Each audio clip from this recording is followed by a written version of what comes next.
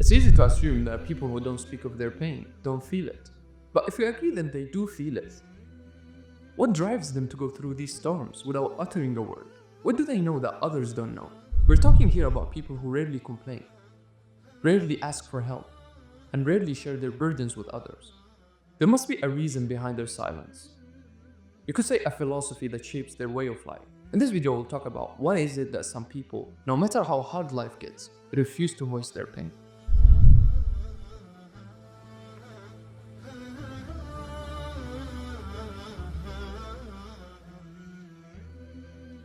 I want you to imagine this.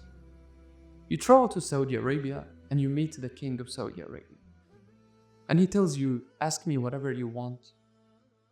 I'm here to help. Write them down on a paper. Whatever you want, I'm here. Just ask. I'm sure if you're not too greedy, you'd have a few things on the list. A similar situation happened on the same region at the early times of Islam. The Umayyad Caliph Hisham ibn Abd al-Malik was in Mecca, Saudi Arabia now. During his pilgrimage, during his Hajj, what Muslims do when they go to Saudi Arabia, he spotted Salam. Salam was the grandson of Umar ibn al-Khattab. And for context, if you don't know Umar, he was the second caliph in Islam and one of the closest companions of the Prophet Muhammad, peace be upon him. He was known for his justice, strength, and leadership. So the caliph Hisham spotted his grandson Salam in Mecca.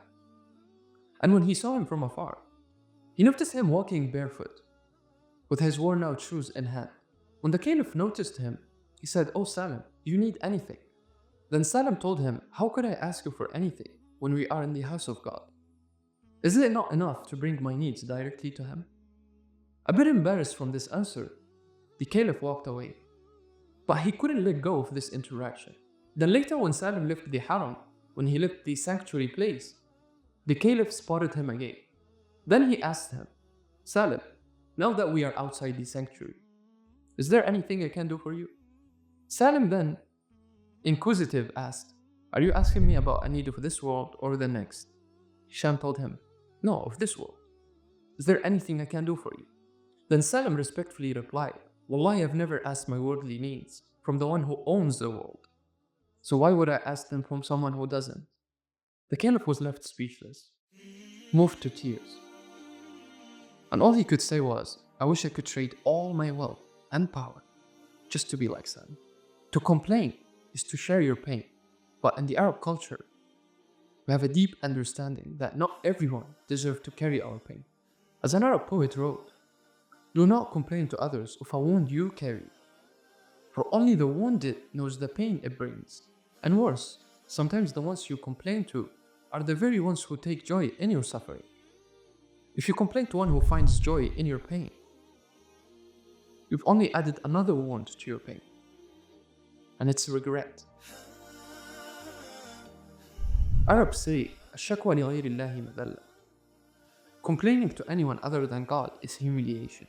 Complaining at times can diminish your strength. It's like adding salt to an open wound. It's an act that neither eases your pain nor changes the reality. So this mindset is deeply rooted in the Arab culture, where resilience and reliance on God are held above all else.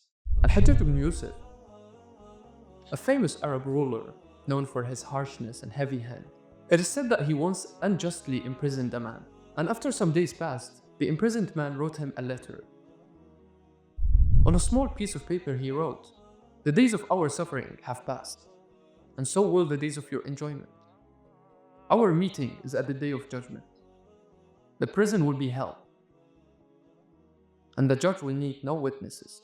Then he ended his letter with few lines of poetry.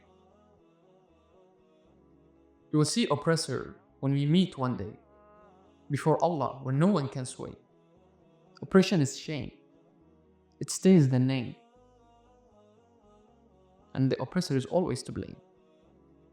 Not exactly that, but something similar to that. It was in Arabic, so I cannot translate it literally, but it was like a profound message. When the message reached Al-Hajjaj and he read it, it stopped him in his tracks. Despite his reputation for cruelty, he was moved by the man's words. They weren't angry or desperate. They carried the weight of someone who placed his faith in divine justice, not human power, not the police. not the government, not the criminal court. And this spoke deeply to Al-Hajjaj. Al-Hajjaj, struck by the boldness and truth in the message, he ordered the man's release.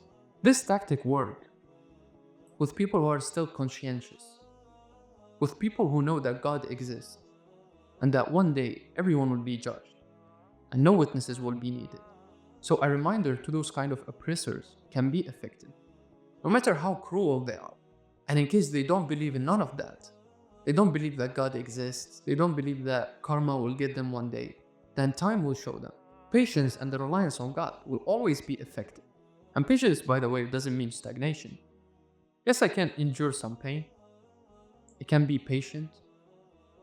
I can allow some time for me to get clarity on the thing I'm trying to achieve, on the thing I'm trying to solve. But I will not be in my room crying and praying and that's it.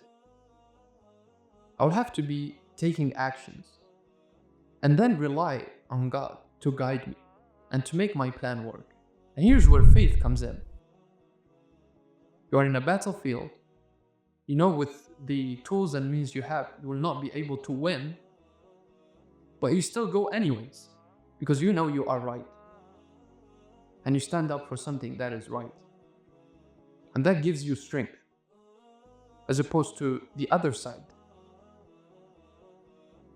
And that's what we see today in this world. So despite the very humble tools you have and the very humble apparatus you have, you still win. You end up winning. Call it a miracle, call it grit, call it whatever you want. Those things happen today in this world. We see them.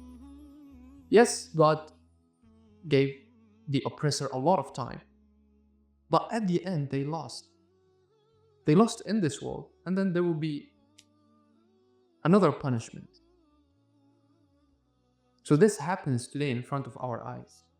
An Arab poet wrote, اشرب دموعك واجرع مرها عسلا يغزو الشموع حريق وهي تبتسم. Drink your tears and swallow their bitterness as honey. Even candles smile as fire consumes them. And these lines perfectly capture the essence of the philosophy that some Arab people have. Enduring pain while refusing to let hardship breaks our spirit. So Arabs who live this way aren't heartless or disconnected. They just have a different way of dealing with things. Their way of coping is rooted in faith, a strong reliance on God, and a mindset that values independence. Many men now have a wrong idea about strong and independent women with feminists. Every man values independent women. You being independent means also that you are self-sufficient when it comes to your emotions, your struggles. We don't have to babysit you when you feel sad. You can handle things on your own. We're not talking here about finances, because life isn't only about finances. You can handle your inner battles and your emotional struggles without directly involving us in them. That's independence. We don't expect it, but it is good when it's there. It makes life easy. You can handle few things on your own, at least the minor ones. So to many Arabs, both men and women, they understand that complaints will not heal the wounds. They will not change the past. After all, only action and faith can. For many Arab men, patience isn't just about enduring pain. It's about gaining clarity. And silence and hardship isn't avoidance. It's a way to think, pray, and reflect. They turn to God, seeking His guidance, trusting that with time, their answers will become clear. So when you see an Arab man refuse to complain or demand help, know that it's not because he doesn't feel pain. He sure does. He just carries it differently. Through prayer and reliance on divine timing, they align their hearts with their circumstances. After that, they act. Not impulsively, but with measured steps. They may seek help, but only from those they believe are means facilitated by God, not saviors in their own right. In relationships, silence can confuse people. Why doesn't he share his struggles? Why doesn't he lean on me for support? The answer lies in this deep-rooted philosophy. Now you understand that for many Arabs, silence is not a lack of trust. It's their way of processing, understanding, and preserving their dignity as they go through the storm. So the next time, if your Arab man seems silent about his struggles, remember that his silence isn't distance. It's just his way of finding the path forward. Hope that made sense. We'll see you inshallah in the next video.